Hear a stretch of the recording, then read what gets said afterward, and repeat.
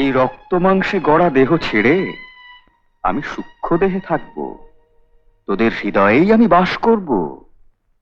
রণে বনে, জলে জঙ্গলে তোরা যখনই বিপদে পড়বি আমাকে স্মরণ করিস, আমিই রক্ষা করব। আগামী 19শে জ্যৈষ্ঠ রবিবার আমি এই নশ্বর দেহ ত্যাগ করব।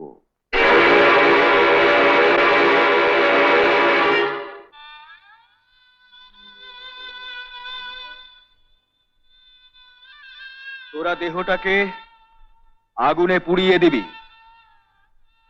আর যদি আমি উত্তরায়ণের দিবা ভাগে দেহ ত্যাগ করি, যদি আকাশ নির্মল থাকে, সূর্য কিরণ যদি উজ্জ্বল হয়, তাহলে তোরা জানবি সূর্য রশ্মি অবলম্বন করে সূর্য মণ্ডলের পারে চলে যাব।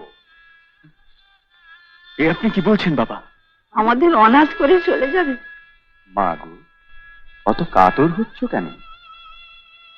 আমি কি মরে যাব? কেবল এই জীর্ণ দেহটা পাত হবে। আমি যেমন আছি ঠিক তেমনি থাকব।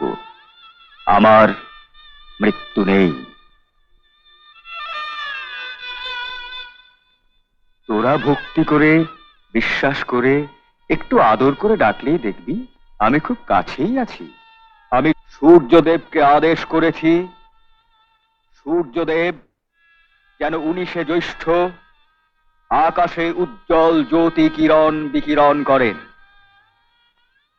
আর আমি তোদেরও আদেশ করছি, তোরাও তোদের আহার আদি বেলা 10টার মধ্যে শেষ করে নিবি। কেউ যেন অভুক্ত না থাকে।